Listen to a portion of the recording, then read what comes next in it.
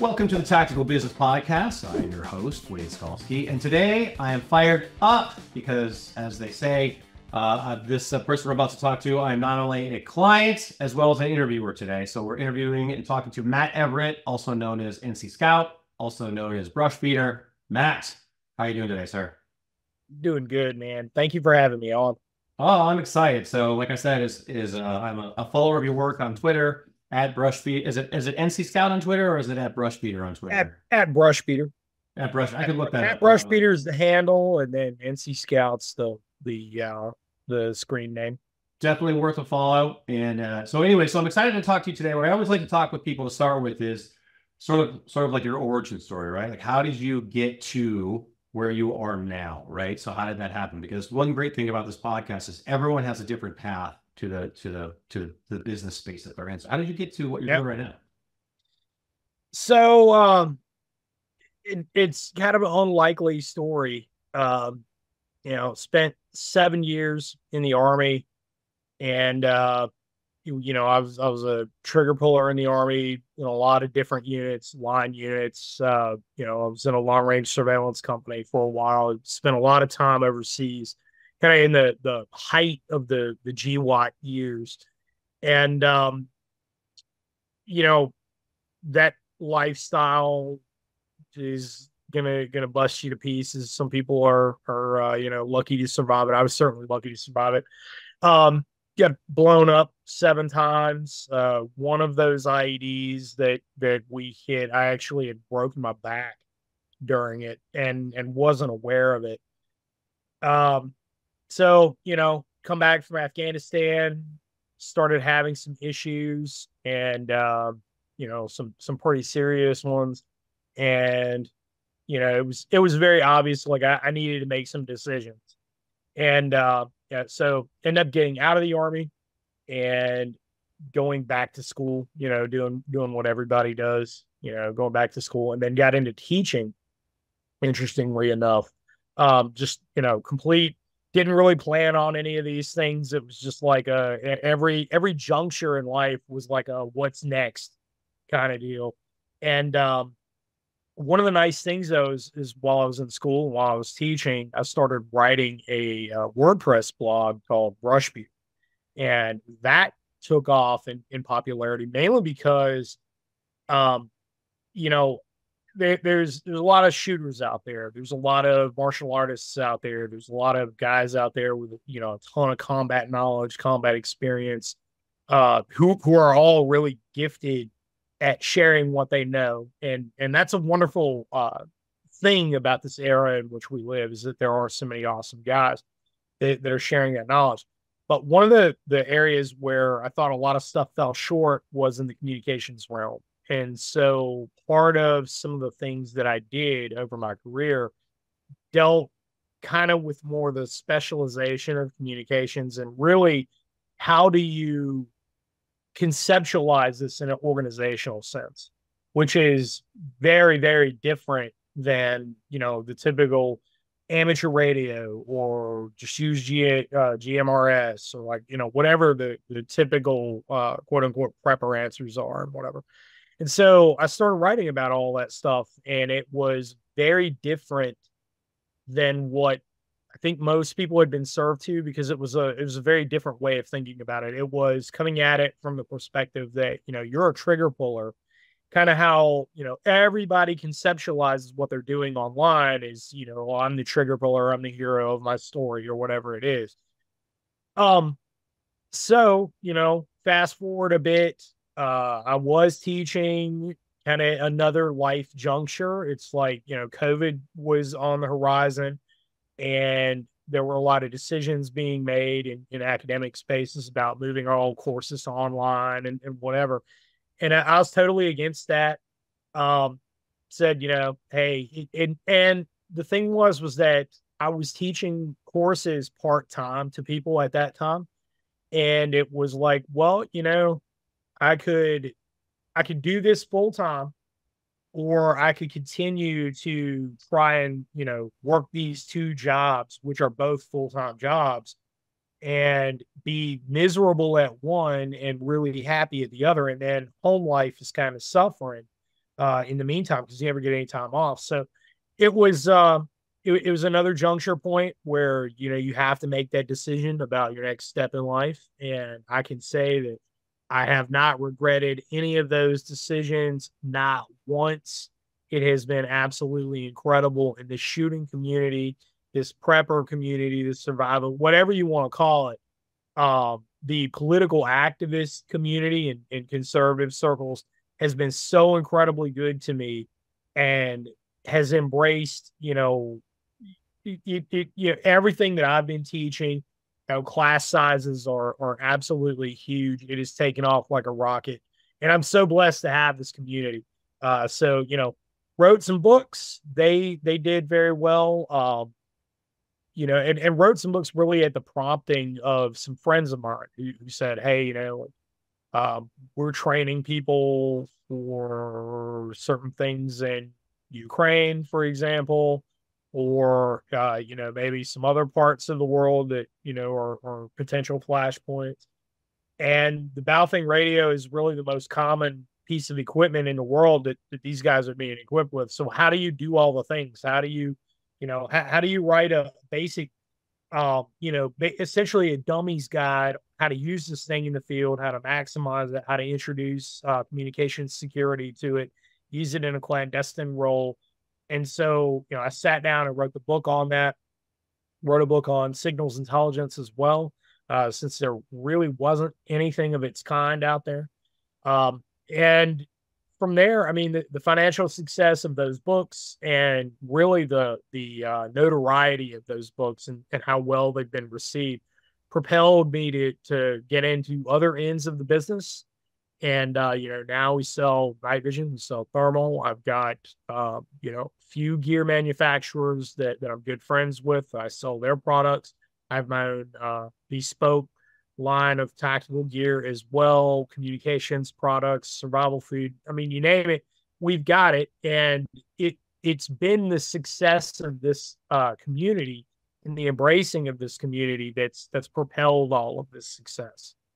Yeah, no, and there's so much to unpack there, both from a personal, you know, personal sort of approach, but also a business approach. So the first thing I want to start with is kind of this idea of niching down, right? So you know, I write for the firearms industry, and I always tell people the power of a book, right, or the power of writing, like for blog. So there's not a lot of people in the firearms industry that are writing like you are, either a book or a blog, and so it's a very powerful business opportunity to put your yourself out there, and never sleeps, right? Your books are always selling, your blog is always out there, people can discover you, right?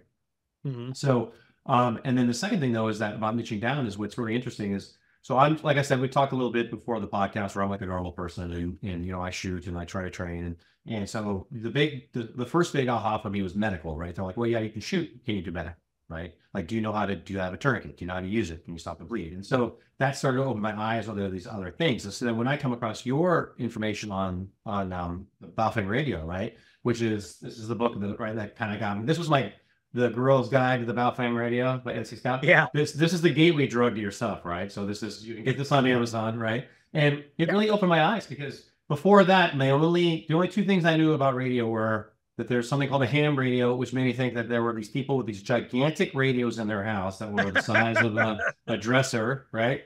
Yeah. And then from the movie, We Were Soldiers, and once we were young, where they have the guy who's in the forest during basic training, and he picks up some radio signal from far away. I'm like, can you do that? Which you actually, I guess you can. And so, yeah, and so that the cool part about it from a business perspective is that no one else is doing that I'm aware of, all right? Or at least so few people are doing it that when I came aware of it, you were the only person that was this. So you kind of became a niche of one. Now, was that on purpose, or was that something that just kind of happened organically? I think it just kind of happened organically. There's been a lot of, I would say, you know, amateur radio people, which I am. You know, I'm an amateur extra, which is as high as the licensing class goes. It's, you know, I don't think it's not really that big of a deal. You can, you know, memorize the test. It's not particularly difficult to do. But the real learning happens when you're on the air. But with that said, there were other people who had, amateur radio backgrounds or very technical backgrounds who were writing to differing degrees and, over the years. And, a couple of them I think were offering classes, but it's a case of when people are overly technical, they're going to lose the laity. That's kind of an academic, academia insider kind of term, is when you're overly technical to people who are not indoctrinated to a lot of the nuances of things, you're going to lose them. And so there really wasn't anything that I saw that approached these topics from a common man perspective of, hey, how do you do this? And more importantly, why do you do the things that you do in the way that you do it? And so the amateur radio world, a lot of the, I'll say a lot of the personalities who were influencers in that space, kind of in the prepper space, survivalist type space, they were not very good at conveying that knowledge at all that I saw. And I was trying to learn from these guys too. And it just really, I saw that it was very polarizing. There was a lot of language that looked down on people who were using inexpensive equipment, which is a big pet peeve of mine. That's a very big pet peeve of mine. There should be no gatekeeping in any of this stuff. You have to embrace what people have, and then you can teach them, hey, like, this is your entry level. All right, cool. Guess what? You were able to do all this with that. Now, if we step it up a little bit, maybe now you can justify that expense. But it's like that with anything. I mean, it's like that with firearms. It's like that with optics. It's like that with night vision, thermal. You name it. I mean, it's any community you've got that. The golfing community comes to mind, where you just have your elitist snobs. It doesn't make you better at what you're doing. The amount of money you spent, you can't buy your way to skill. But going back to the whole radio thing, is that a lot of people were thirsting for that knowledge and they just weren't getting it. And it's like, well, I understand how to conceptualize these things and like put them together in a workable package. So do that, do that, introduce that to them and explain that to them as best that you can. And I did what I could, and it became very well received, very, very well received. And, I have people all the time that reach out to me, or like, you're the reason that I got into radio. I had a guy who is a team member of a special operations team, Alpha, which is a signals intelligence arm of special operations, and had him in class. This is a guy who's had a whole lot of training. SIGINT is what he does for a living. And I mean, he told me flat out, he said, no, I got into this stuff because of your blog, because of your writing. And, that's always kind of like makes me feel really good, very validating. It's a positive step because, we have to be the change we want to see in the world. And that comes through praxis. It comes through practical application. We don't need to sit and talk about politics over and over again. I'm not a politician. And you know what? Nothing I say about politics is going to change what is. But what will have a positive impact on things is giving people a skill set that they can use.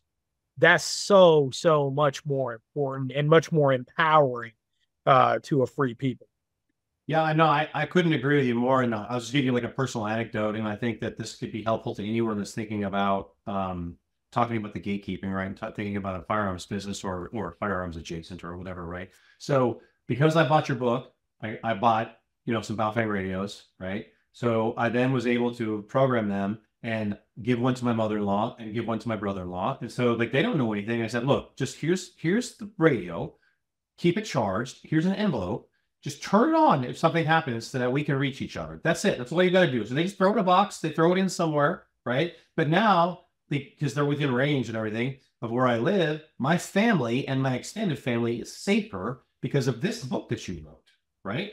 And so, and I, and I always tell my firearms instructor every time I lead a class is like, my family is safer because of this time that you spent with me today. And if you approach your service, product, or experience from that perspective, you're going to be successful, because now, let's say my brother-in-law gets interested in it, or even my mother-in-law gets interested in it, whatever. That's how you create brand loyalty. And I think it's really important for businesses to not maybe think about that all the time, but to think about that from that perspective, because I can tell you beyond a shadow of a doubt, I never would have bought a radio. And I do have a question, and I'll just want, but I wanted to share that with you because it's important. So I live in Virginia. I live in Virginia Beach, and we have very inclement weather here, right? Sometimes. So, you're right. So the last time that happened, I just got out my radio and I knew where to go to and to listen to the proper, the proper weather channel on there. It was like, oh, I felt better. And so that's a practical application for a normal human being. That's not gatekeep. And I think, that there's so much competition for like the Gucci high tier sort of like, oh, we have the Gucci's highest tier training and we're going to teach you CQB and all that. But there's such a huge unmet market for the type of the top of funnel entry level market. Do you think that your time as an educator sort of helps you in your business to kind of get to where you are? Has that been helpful to you? Oh yeah, 1,000%. 1,000%. I look back on it, even though I really didn't enjoy that world that much, but and so I got asked literally that same question during fighting farming when we were coming off the range on Sunday, and by a student who, he rode off the range with me, and he's just like, man, I just want to know, like, how because I've been to a lot of other classes, and there's usually really whoever's teaching it is a really good shooter, but they're not always the best at instructing and whatever, and kind of, do you think that your time as a teacher helped out? 100%, because had I just come out of the Army and started doing this, I would have failed. Like, and I've seen several colleagues of mine, I refer to everybody that teaches in the firearms community or the prepper community or whatever, they're all colleagues. I look at, when people think of like business stuff, your competition is yourself, because you need to be putting out the best product every class, every time, every opportunity you have. You need to be putting out the very best product that you can. And don't worry about what, maybe some of these other guys are doing, because they have their products.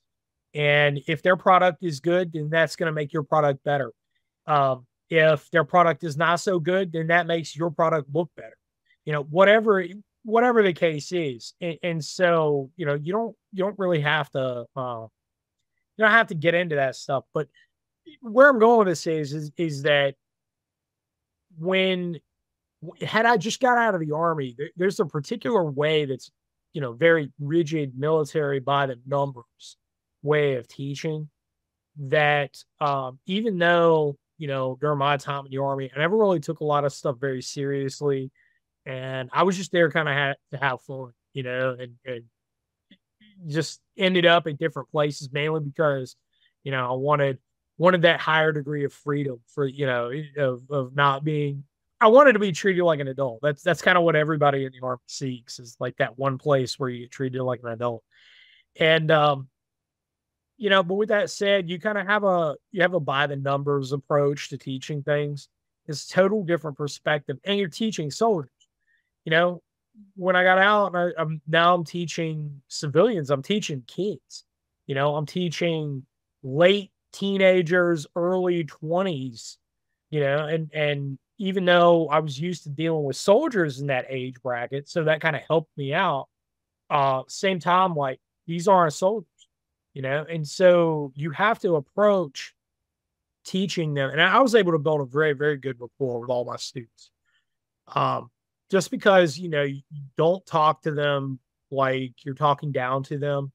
You're able to make the content of the course relatable, and there's kind of an entertainer's aspect to it too. And I really cut my teeth doing that, figuring out how to get across to these kids, and got really good at it. And that translated very well to taking what would normally be dry, radio theory, for example, is very dry, very technical, very, boring stuff, unless you're just into that field, right? Unless you're just, like you're a physicist and that's just your thing. But that you're talking about a very tiny group of people. When you're speaking to people who aren't really indoctrinated, all this stuff, man, like we don't need to get way down in the weeds of the minutia, and there turns into being more Greek letters than there are numbers up here, and facts and figures and all this stuff. We don't need to do that. I just need to create a working model for you that you can in turn replicate and make the content entertaining and rock and roll with it. And that's exactly the approach that I took and continue to take. And I'll say the other thing that goes along with that, something that being out of the Army really helped me, was the realization and the imparting of this attitude onto your students and your clientele. Hey, I'm not better. Like, you came to me to learn a skill, but you all come from professional worlds where you do something that I don't know anything about. So you can't talk now to people, and you shouldn't. That'd be very, very wrong, and real hubris. And I think that arrogance that I've seen out of unfortunately some in the shooting community, and we all know who those are. I don't need to name any names, and I'm not going to, but you just don't need to do that. That arrogance doesn't need to be there. It doesn't need to happen. One of the other things too is, I like to have a good time. I like to hang out with the students after hours. You come out, it's a very fraternal atmosphere. We're going to we're here to have a good time. You work hard, you play hard, and you enjoy the company of others through the duration of that weekend or that 3-day course, whatever it is. That builds so much too, because we don't get to do that enough in our day-to-day lives.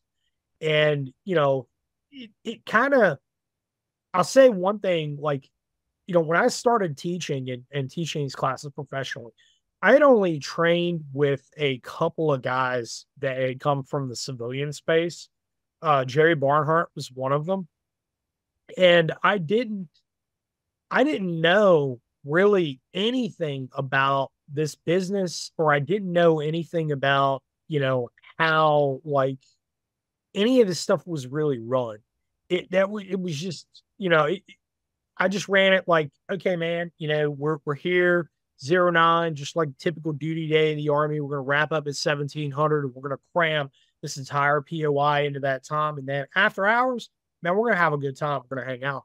And I had somebody tell me, who had been to a lot of civilian side classes, and he's become a very good friend of mine, and I've got him to teaching courses of his own, but also in the communication space, by the way, because it's just something that he's good at, and he has a really good rapport with people. But he said, every course I've ever been where there's been, the guys teaching it, they pop out. The end of the day, they're gone.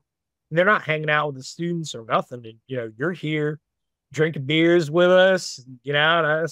That blew my mind.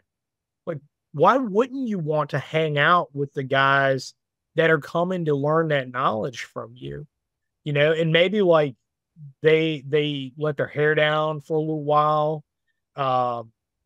Maybe something that I've learned over the years is that people, especially when you have a very technical class like communications, some people won't ask questions during the course because they're scared to.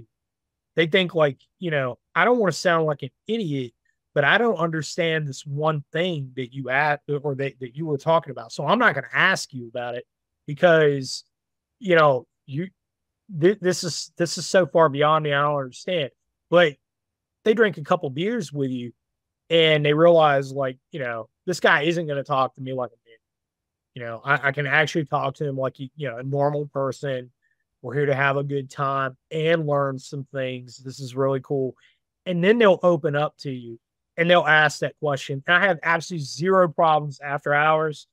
That's when some of the best instruction has happened, where it's like, okay, so we covered this one way in class. We got a couple beers in us now. We're a little more relaxed. The liquid courage is flowing a little bit. And let me explain it a different way since you brought the question up. And that I've seen that has helped a lot of students who have come out, and after hours, because when you're talking, again, very technical types of information, some people will just have this innate fear of, I don't want to sound like an idiot. I don't want to sound like a dummy. Just, I'm just going to write the notes down and maybe I'll figure it out later in the course. Yeah, I know. And there's a couple of things in there too. And I don't know if you're doing this on purpose, but you're talking about like the gatekeeping people who are like, oh, I have this image or this ego that I have to uphold.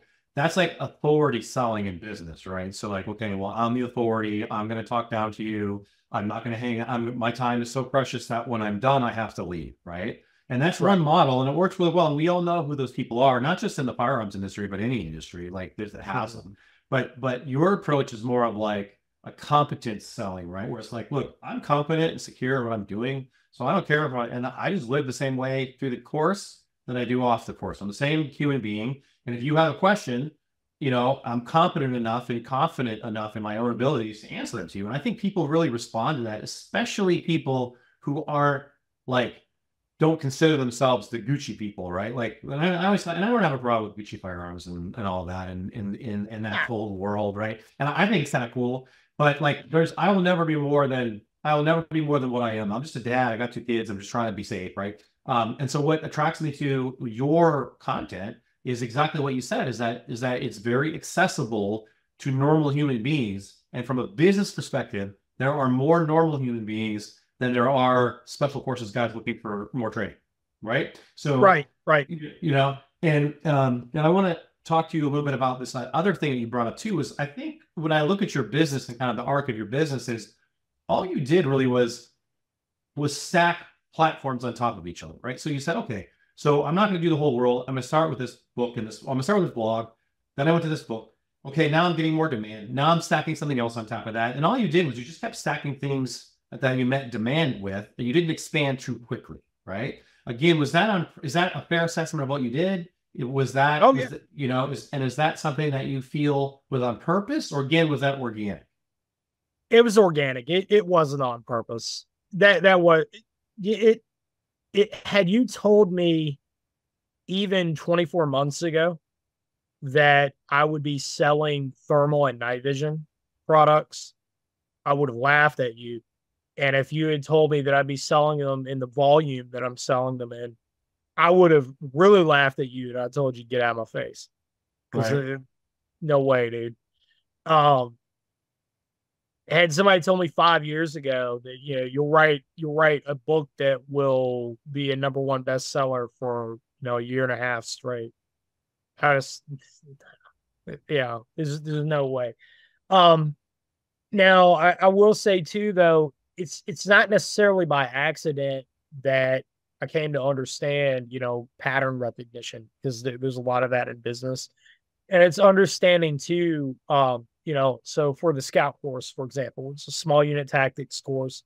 And people come to class wanting, first of all, to get hands-on with a lot of equipment that you're going to be using, more advanced equipment. And so as the instructor, I have to be able to provide some level of that. Thermal, for example, there's a lot of misconceptions about thermal imaging, and there's simultaneously the threat of thermal imaging as a tool being weaponized on a potential battlefield is very high. So you need to understand the ins and outs of that. Well, I have to be able to provide that equipment to you. Well, you're always going to have a certain segment of people who are going to want to purchase that equipment now as well. And so I started looking at it like, people come to class also wanting to purchase equipment because they're trying it before they buy it. Something that I found myself saying here recently, because we're getting ready to launch our brick and mortar location going into the fall. And, would you spend Rolex money on a Rolex or, a Panerai or Amiga or, whatever for high-end watch? Would you spend that money on that product sight unseen? The answer is no. No, you wouldn't. I mean, I'm sure there's somebody out there who would, but typically you wouldn't. You want to take a look through that. You want some industry guarantee. You want some protection that A, the product you're getting is a genuine product, right? And B, that it is to the degree of quality that you would expect when you're talking about spending, upwards of, close to $10,000, sometimes more on the really high end equipment. But when it's all said and done, $4,000, $5,000, $6,000 is a big chunk of change for people, especially nowadays. And so they come to class wanting to utilize that equipment. Well, they see the relevance now because, like, oh man, yeah, this is a really important piece of equipment that can not just help me keep my family safe in times of extremis, but also could be used for a plethora of other very positive uses. People that work in the construction industry, for example, doing insulation, thermals are really important. I sell a lot of thermals to fire departments because they need that. They're putting them on their trucks. So I have a lot of government clientele that are not in any way, shape, or form trigger pullers by any means, but they want the relevance. So when people are coming to class, they're taking a look through stuff. They say, oh man, yeah, I need this. All of a sudden, they want to buy something. Why would I send that potential client who's now built that trust with me? Why would I send them somewhere else? Yeah. No, and go ahead. Previously, I didn't have the capital to do that because it costs a lot of money to get into being a dealer. And these companies, AGM, Armasight, Trigicon, these companies don't want to pick up the phone for you unless you're spending tens of thousands of dollars with them at a time. That's the business model. If you want wholesale pricing, that's how you're going to have to do it. And the success of the books allowed me to get into that business. And, here we are. Well, and I think if you were to think about it in like a business class or whatever, it would be all you're doing is you're solving the next problem, right? So you're like, okay, so I've got this book, now I've got signals, great. Well, where do you use signals? Well, you're going to use it out in the forest, out in the field, right? Well, do I have the field skills, right? Well, no. Okay, well, here's a class where you can do the field skills. Okay, now do the field skills. Well, can you do them at night? Well, no, I hear, what I'm saying? So you're all you're doing is you're just solving the next. And when I say all you're doing, I'm not minimizing it. I'm saying what you're doing is you're solving the next problem. And you're just stacking them and talking to each other. And it's important for people to understand that. Like a lot of people, they want to go right to the end of things. People are lazy and they just want to skip to the end. Like, well, how do I open the store with selling the thermals, for 20,000? Well, if you want to go out of business and go bankrupt and lose your house, you can do that. Or you can start small and grow it and have a stable, successful business. So, for example, and this is a good time to talk about this, right? And again, I bought this from you. You have not sent me any of these things, right? So this is the BrushBeater chest rig that I bought. Yep. That I haven't. You can see there's the logo. I haven't done anything. Still got the tags on it. So I haven't done anything with it yet. So I got it. So I'm gonna start. Getting it out, kitted out, and everything. But I think it's important. Is that how did that come about? Because that now you're starting to get not sort of, and I see it's kind of along the same lines of the thermals, but when you start to get into actual production of your own gear, people don't understand about a huge undertaking of production. So how did that come about? Walk me through that. What is the future hold for that business? So how I got into that, because everybody wants to buy gear. Everybody wants, a better mousetrap. And I mean, I have whole totes full of gear that I've bought over the years. It's, just over 20 years of doing this kind of thing of, between the Army and on the civilian side. You accumulate all sorts of crap, and you're always buying a better mousetrap. You're always looking for a better mousetrap. And so with tactical gear, it's the same. You have kind of a use case, an idea behind one piece of gear, and you take it to the field, and it might do well for you for a little while, and then you kind of want something else. Um, I had a lot of people that were bringing a lot of different kinds of equipment to class, and I sell stuff from other people that work in this industry. UW Gear, my very good friend John Ammons. Wendigo Works out in Utah. They make incredible stuff, and I carry their equipment as well. Uh, but I wanted kind of my own bespoke stuff, because it's I kind of look at it like, if you go to a high-end restaurant, you can order and you're gonna have wine pairings with different things, right? You can order, the high-end stuff, or the restaurant typically will have their own house variant of whatever it is, like whatever wine it is, or house bourbon, or house whiskey or tequila, whatever it is, right? So I kind of looked at that like, launch your own chest rig, and figure out how to do that. And it took quite a bit of research to do it, and to bring it at a price point that is attainable for most people. Because the other thing is this, when you're talking gear, a lot of times, and this might rub a couple people the wrong way, but if it does, so be it. I don't mean anything harsh by it, but tactical gear is a lot of times a impulse buy. It's something that people buy on Friday night or a Saturday night, where they're typically, having a beer or five. They're behind the computer. They're posting on, social media platforms, or they're watching YouTube or whatever. And that's, you have to understand some things about your intended market. And so there's, coming from a sociological background, it's kind of interesting, because when you research like the sociology of sales, for example, there is in psychology, there's a lot of bleed over with this as well. There's a price threshold that people are willing to pay for an impulse buy, regardless of socioeconomic status, or whatever it is, right? And usually that's anything south of $150.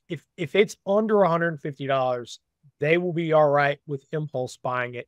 But the other part of that is with an impulse buy, you don't want to be waiting on that sucker all, for the next month and a half, 2 months.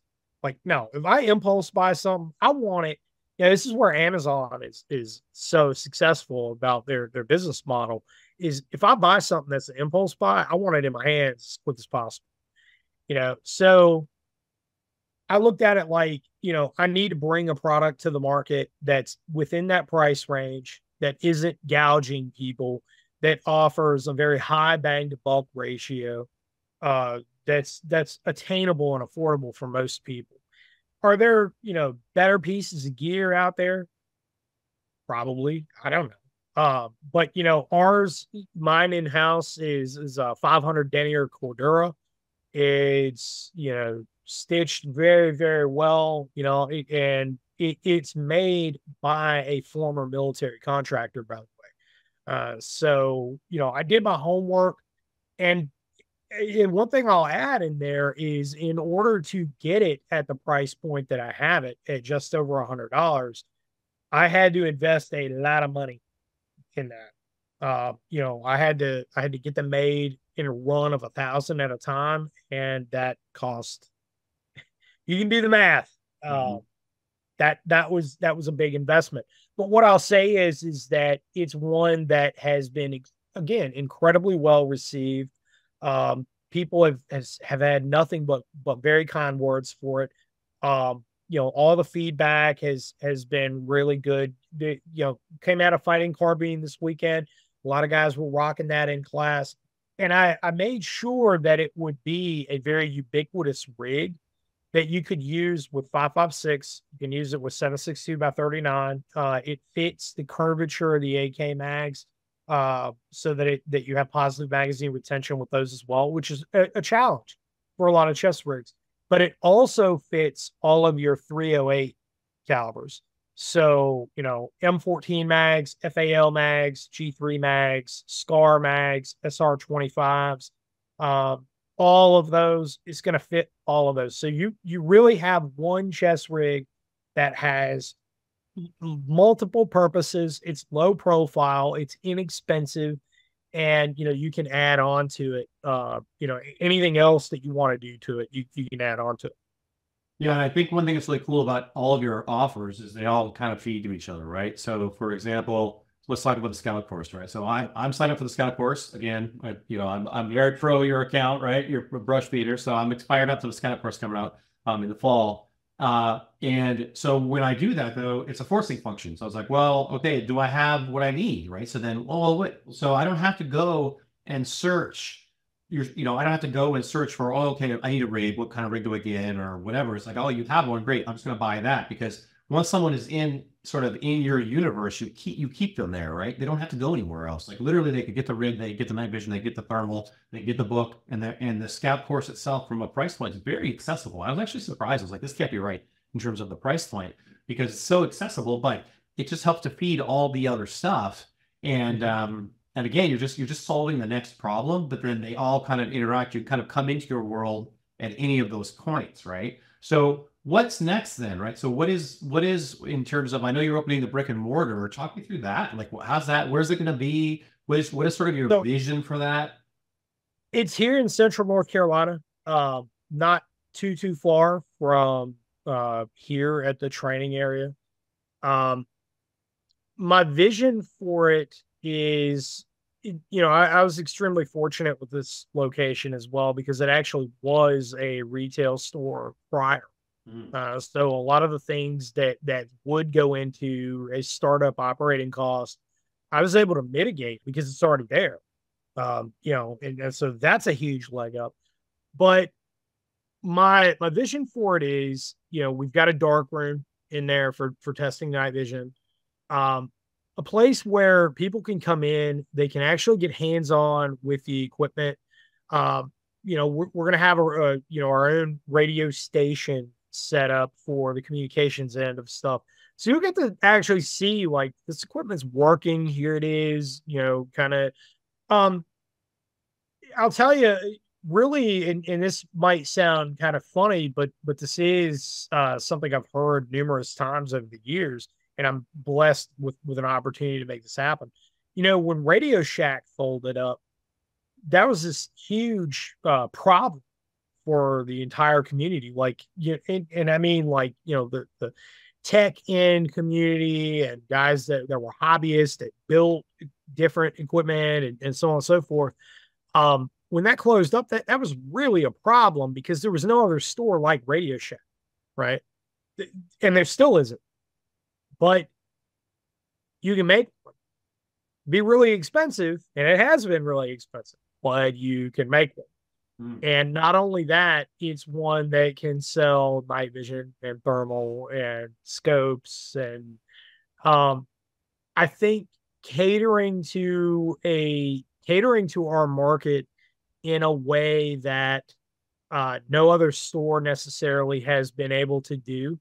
And for a lot of reasons. I mean, what I do specifically is so far outside of the business model of a Cabela's or a, Bass Pro Shops. I know they're part of the same company, but, you're not really going to run into that. Gun shops, for example. I talked to both AGM and Armasight quite a bit. I'm on the horn with their company representatives quite a bit because of our sales figures.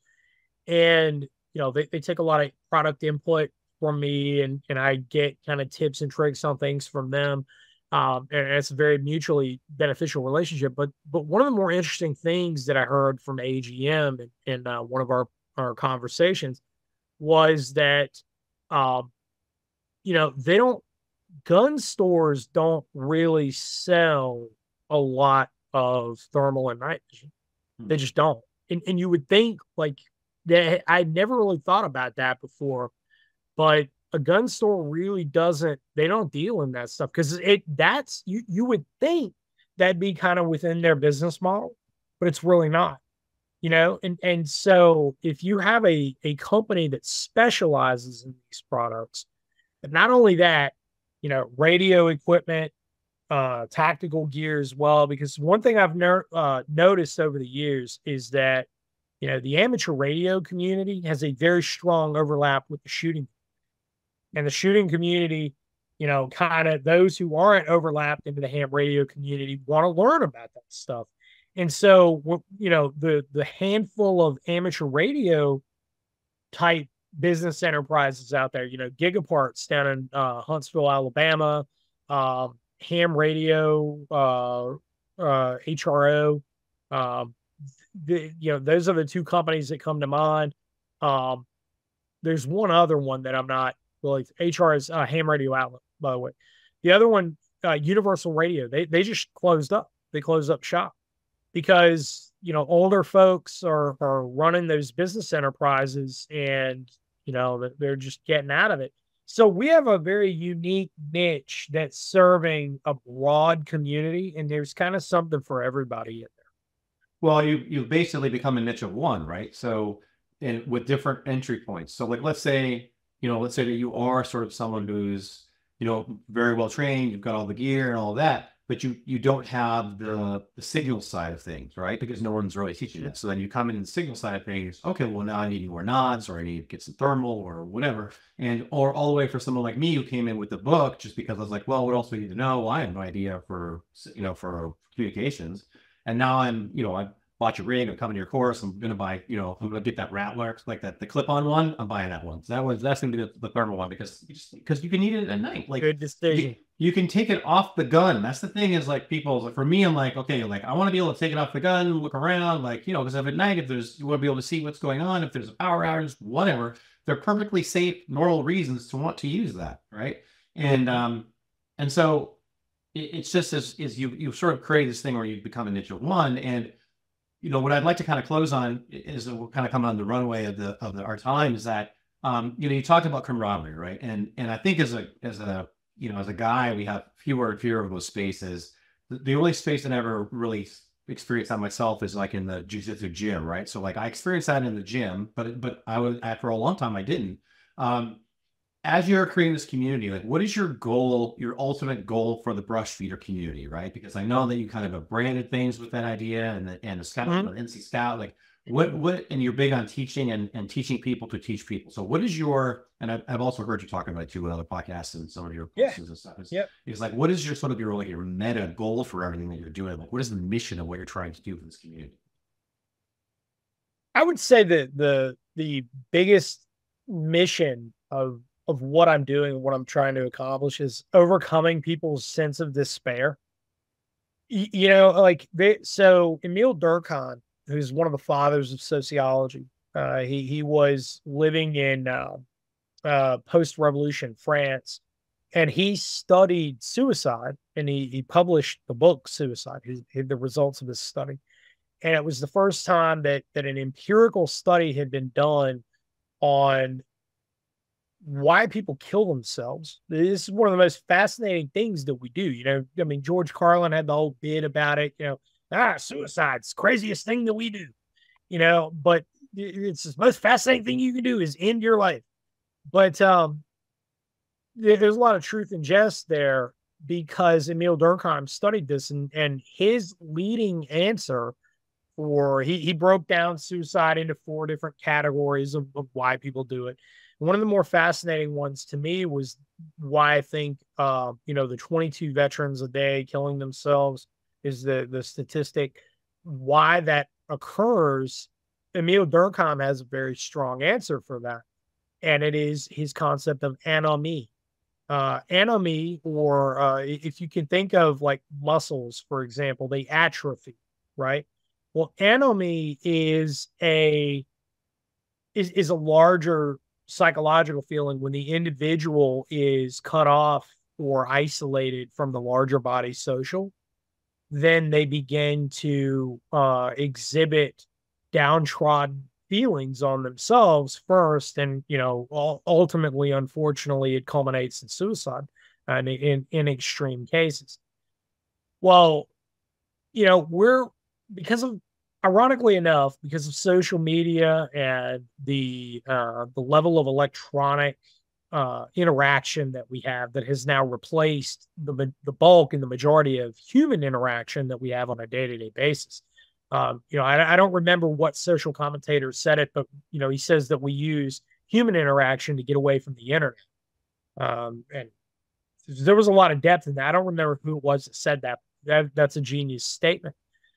There's this strong flavor of despair that people have, and that transcends politics. And a lot of times we can apply that to a political label, the black pill effect, or the red pill effect, or the blue pill effect, whatever you want to call it, whichever flavor of pill you want, right? But this overwhelming despair that people seem to have, and a fatalism that I noticed when I was teaching, the kids were one thing I noticed about Generation Z was, when I was growing up in the late 1990s, as a teenager, late 1990s going into 2001, there were all sorts of problems, and we were aware of it, but we still believed that there was a strong hope for a better tomorrow, even in a post 9/11 world. We thought, hey, this, but with Gen Z,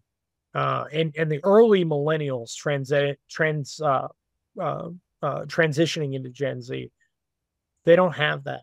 There's a very dystopian flavor to them that I find particularly disconcerting, and I think that it's sad. And if we can do what we can to overcome that, and the way that we do that is camaraderie. The way that we do that is building one another up and saying, hey, yeah, sure, like the political situation of stuff sucks, man. Corruption is right there in our face. And, hey, man, maybe things aren't going to work out so well at the macro level, but you know what? We're going to get through this to the other side, and we'll do it together, because it takes good people that work together for a purpose that overcomes all of that. You're not alone by any means.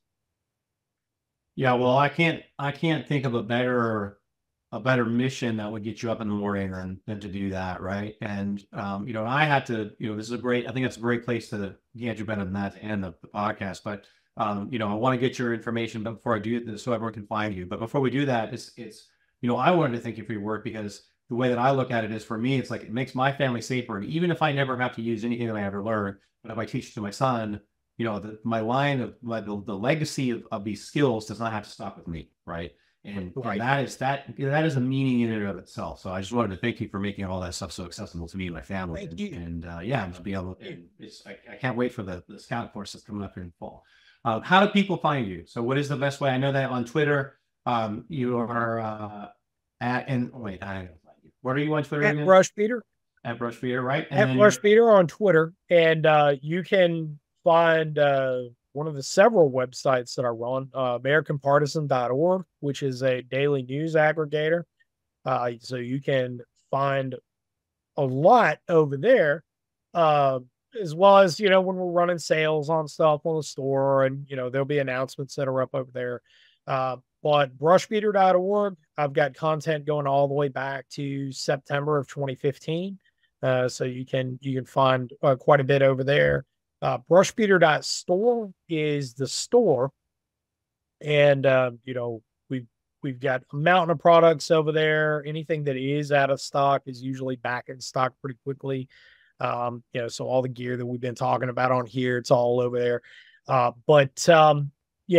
then finally, of course, on Amazon, you can find my authors page under NC Scout, and you'll be able to find the books. There's like a billion ripoff versions of, the Gorilla's Guide to Operating Your Baofeng Radio in Guerrilla Environments, or like whatever, while you're sipping gin in the hood, whatever.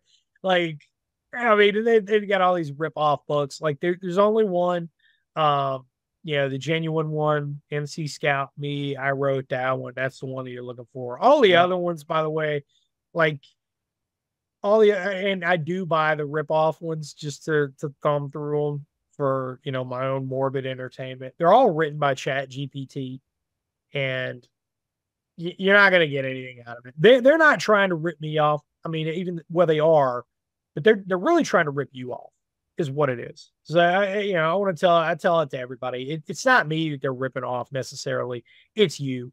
You know, you're losing your $20 for something that is not, you're not going to learn anything from it. Yeah, well, yeah, the two things about ChatGPT is that I always tell people, because I'm a writer and I teach writers, right? So it takes out all the reps that are required to be a good writer. So I'm very anti ChatGPT for writing. But the other thing that those books don't have, they don't have the ecosystem behind them that you do, right? Right. So like you can buy one of those books that's a ripoff of you that's poorly written by ChatGPT, but then where are you going to go? They're going to have to go to you to buy the gear or to get the courses or whatever. So True.